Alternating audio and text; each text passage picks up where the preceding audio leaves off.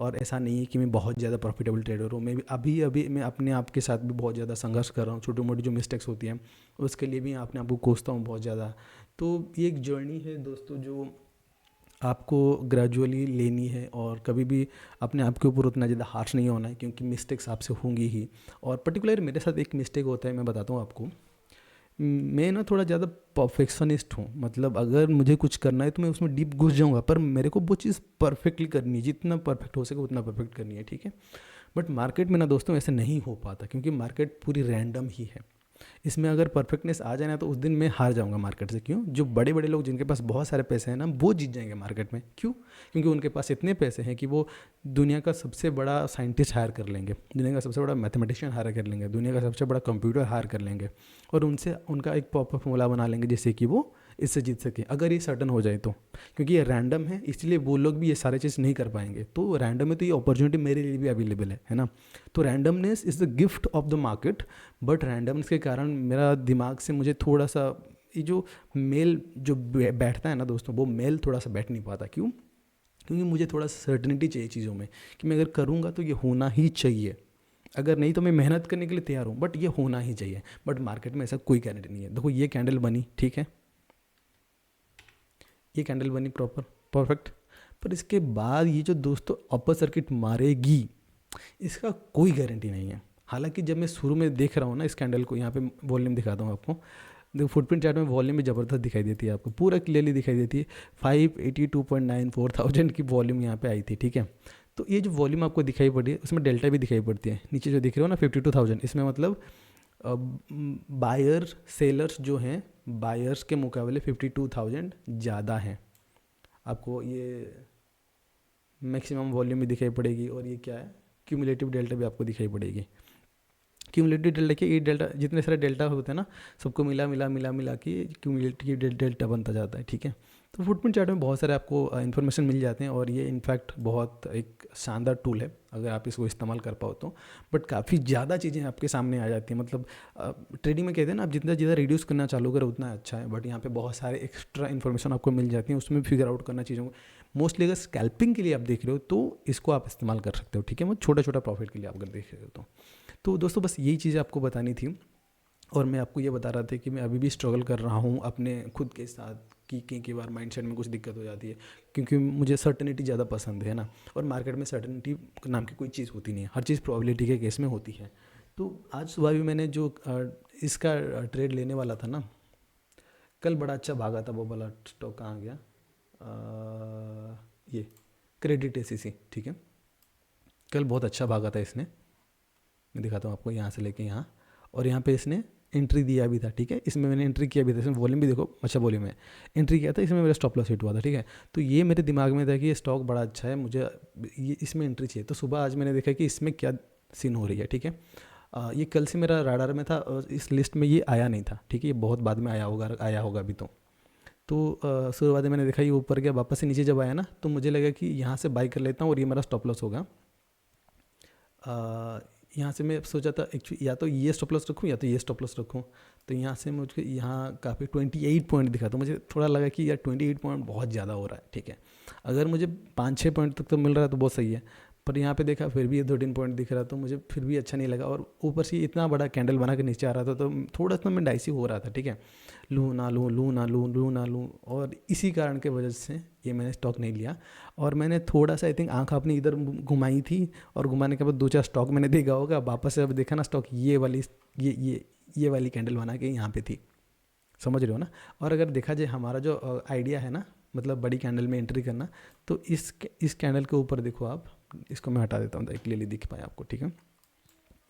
यहाँ पे देखो आप, ऊपर ऐसा बढ़िया गया है, उधर साइड वेज गया है, ऊपर जाके वापस नीचे आके फिर ऊपर जाके साइड नीचे आए, और इसके टॉप के आसपास देखो यहाँ से यहाँ तक एक बढ़िया ज़बरदस्त बना है 2.5% का कैंडल। तो टेक्निकली ये इसमें भी आप मतलब अटेम्प्ट कर सकते थे, ठीक है। तो इसमें अटेम्प्ट करने के बाद वापस ही जितना गया आपका, वो तो रिस्क रिवार्ड इससे तो पता चलेगा ना दोस्त। इतना 2.5% का तो कभी भी आप नहीं रख सकते, इंट्राडे में तो बिल्कुल नहीं। मिनिमम आपको दो, मतलब मैक्सिमम आपको 2% का ही रखना पड़ेगा। अगर स्टॉक हो गया चलो 2.5% से ऊपर भी, आई मीन कैंडल 2.5% ऊपर भी बन गया ना, तो फिर भी आपको उसको छोटा करके 2% तक ही रखना है, उससे ज़्यादा नहीं, क्योंकि फिर रिस्क टू रिवार्ड आपका सही नहीं आएगा। तो इसको 2% रखते हैं तो फिर 1:2 1:3 पर जाता है।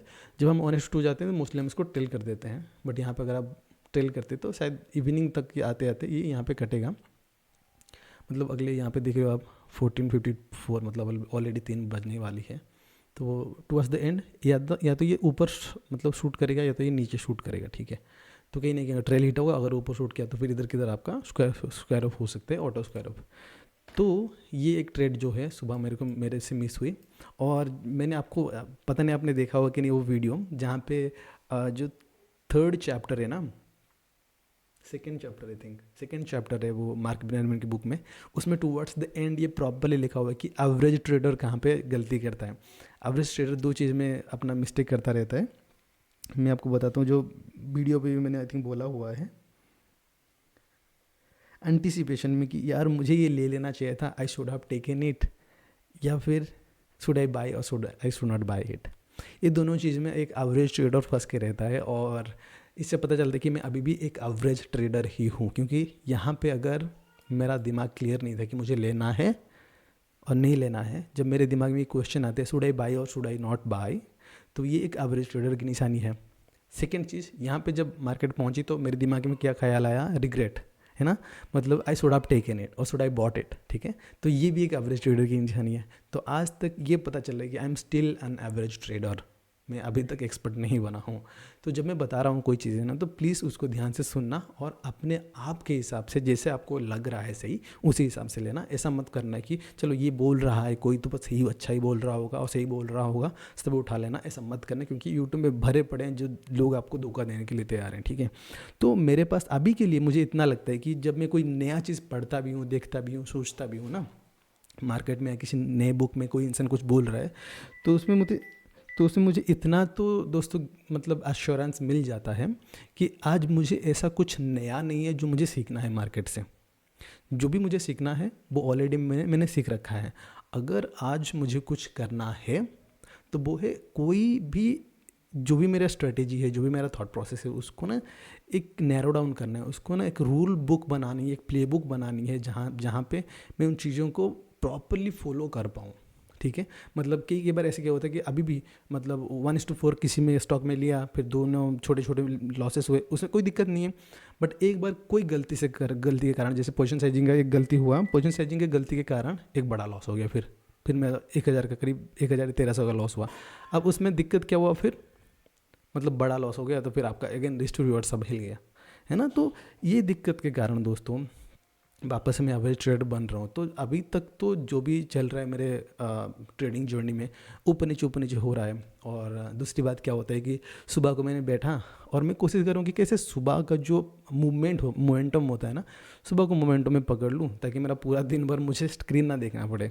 तो अभी इस चीज़ के ऊपर मैं थोड़ा सा काम कर रहा हूँ, ताकि हर दिन अगर मिल रहा है कोई मुझे ट्रेड तो मैं उसको उठा पाऊँ, और हर दिन सुबह का मोमेंटम का फ़ायदा उठा पाऊँ, ताकि मुझे दिन भर स्क्रीन के सामने बैठना ना पड़े। और दिन भर स्क्रीन के सामने बैठना ना, इस लाइक ए सिमिलर मजदूरी जो आप बाकी टाइम भी करते हो, बाकी किधर भी हम करते हैं।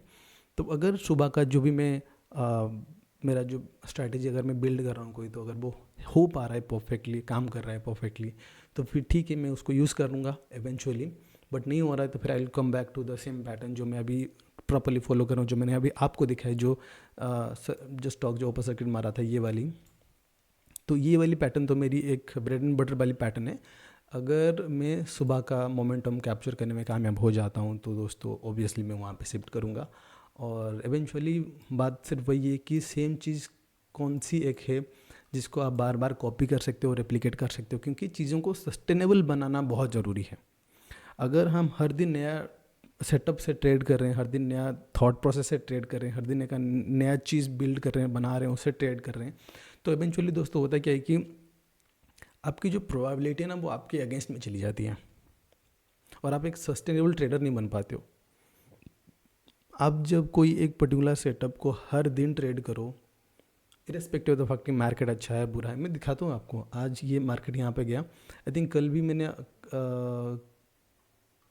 कल, हाँ कल कोई तो सेटअप से मैंने, कल या परसों आई थिंक रिसेंटली 2 दिन मैंने बड़ा अच्छा मतलब 1:4 लिया किन्हीं 2 स्टॉक में।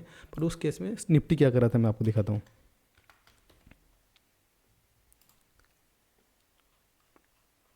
निफ्टी 50 है ना, 1 मिनट नहीं दोस्तों, 1 डे में दिखाता हूँ आपको। ये देखो 1 डे में अभी यहाँ से निफ्टी जो है ना दोस्तों पूरा नीचे की ओर जा रही है। पर मुझे आई थिंक इन 2 दिनों में कहीं पे, इसमें तो मिला था, इसमें एक मिला था और इसमें आई थिंक मिला था। इन 2 दिनों में मुझे 1:4 मैंने उठा के लेके गया 2 स्टॉक से। तो इरेस्पेक्टिव ऑफ द मार्केट की जो सिचुएशन है, मार्केट की जो कंडीशन है, आपकी जो रूल और आपका जो प्लेबुक है उसको आप फॉलो करते हो ना, तो आपको वो जो रिवॉर्ड है वो आपको मिलेगी, प्रॉपर रिवॉर्ड वाली रिवॉर्ड, ठीक है। तो ऐसा होना चाहिए आपका ट्रेडिंग। अगर आपका trading irrespective of the market जो भी सिचुएशन हो, अगर परफॉर्म नहीं कर रही है, मतलब मार्केट कंडीशन ये है, तो इसके लिए आप दूसरा कोई स्ट्रैटेजी फॉलो कर रहे हो, तो फिर आप ना मेस कर लोगे अपना जो पूरा जर्नी है। तो अभी के लिए, क्योंकि अभी मुझे ऑलमोस्ट 6 महीने हो चुके हैं ट्रेडिंग करते हुए। शुरू में तो लाइक आई थिंक मैंने ढंग से किया भी नहीं था, कुछ भी कर रहा था। अभी रिसेंटली पिछले दिसंबर महीना और ये महीना जो जनवरी चल रहा है, ये दोनों महीने में प्रॉपर ट्रेडिंग किया। दिसंबर महीने भी मैंने आई थिंक 10% टोटल मेरा जो पोर्टफोलियो था 25,000 का, उसे चालू किया था मैंने। 10% करीब मैंने बनाया था। और 10% तो मेरा उसमें क्या बोलते हैं उस दूसरा चीज़, चार्जेस में 10% निकल गए। और उसमें बहुत इंटरेस्टिंग बात ये हुई थी कि बहुत सारे ऐसे ट्रेड थे जो 1:4 दे के गए थे, पर मैंने उठाया नहीं था उनमें से। तो ये सारी चीज़ें अभी मेरे साथ हो रही हैं। और जनवरी महीने में आई थिंक 2-4 ट्रेड मेरे को ऐसे मिले, आई थिंक 1 ही 2 मिले थे जो ड्यूरिंग द डे मुझे 1:4 दे रहे थे। जैसे आज का एक स्टॉक था, तो ड्यूरिंग द डे आपको 1:3 दिया मैक्सिमम। तो मैंने इसलिए सोचा था कि ये स्टॉक मतलब ड्यूरिंग द डे जो एक फ्लैट लाइन के बाद ऊपर जा रही है, उसके बाद 1:4 बहुत कम दे रही है। तो मैं सोच रहा था कि क्या मैं इन स्टॉक को सुबह के टाइम पकड़ पाऊँ, क्योंकि सुबह के टाइम पकड़ लिया ना तो फिर मुझे एक्स्ट्रा और 2 आवर और 3 आवर एक्स्ट्रा मिल जाएंगे। तो कहीं ना कहीं 1:4 का जो मेरा माइंडसेट है ना, वो और ज़्यादा मतलब रेनफोर्स हो जाएगा, मुझे और ज़्यादा 1:4 मिलने लगेंगे। तो इसके चलते मैंने 2 दिन एक्सपेरिमेंट किया और 2 दिन मेरे को अच्छा रिजल्ट भी मिले। आज मेरे को अच्छा रिजल्ट मिलता, बट अगेन वही बात होती है ना कि आप हर चीज़ को सही करते हो और उसके बाद भी कहीं ना कुछ गलतियाँ जो होती है बार बार रिपीट होती रहती हैं। तो वही है, अपनी गलतियों को कितना कम करें और कितना ज़्यादा चीज़ों को फॉलोअप, जितना प्रोसेस बिल्ड करें, उस प्रोसेस को कितना डेडिकेशन, कितना इंटीग्रिटी के साथ, मतलब ईमानदारी के साथ तो प्रोसेस को कितना फॉलो कर रहे हैं, वो ये डिसाइड करता है कि आपका एवेंचुअली जर्नी क्या होगी। तो एवेंचुअली चीज़ों को हमें सस्टेनेबल बनाना है, ऐसा नहीं कि हर दिन कुछ भी कर रहे हैं। तो ये तो गैम्बलिंग जैसे हो गया है ना, गैम्बलिंग से पैसे कमाने से भी मज़ा नहीं आता दोस्तों, प्रॉफिट में भी वो अच्छा वो फील नहीं आती। पर प्रोसेस के साथ अगर आप छोटा प्रॉफिट भी करो ना, तो आपको पता है कि आपके पीछे मैथमेटिक्स की बैकिंग है। मैथमेटिक्स अगर आपके साथ है, प्रोबेबिलिटी अगर आपके साथ है, तो eventually you are never going to lose, you are eventually going to be a profitable trader, ठीक है। तो इसी के साथ हमें आगे बढ़ना है। तो मैं आपको मेरा अपना जर्नी सब कुछ मतलब रॉ एंड रियल बता रहा हूँ, ताकि यू शुड नॉट फील कि ये तो बड़ा पैसा कमा रहा है और हमारे से पैसे नहीं कमता, हमारे से पैसे नहीं बनता। तो ये चीज़ें आपके दिमाग में ना आए, ठीक है। तो दोस्तों इसी के साथ मैं इस वीडियो को एंड करता हूँ। छोटा सा तो आइडिया था मेरा, बट अगेन आपको डिस्क्लेमर बात दोबारा दे देता हूँ कि कभी भी ये मत सोचना कि जब भी कोई स्टॉक इस स्क्रीन पे दिख रही है वो स्टॉक में पोटेंशियल है यहाँ से यहाँ तक मूव करने की।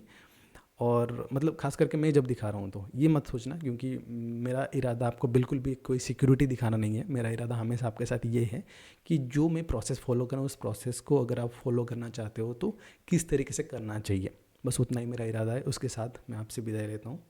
नमस्कार, मिलते हैं अगले वीडियो में।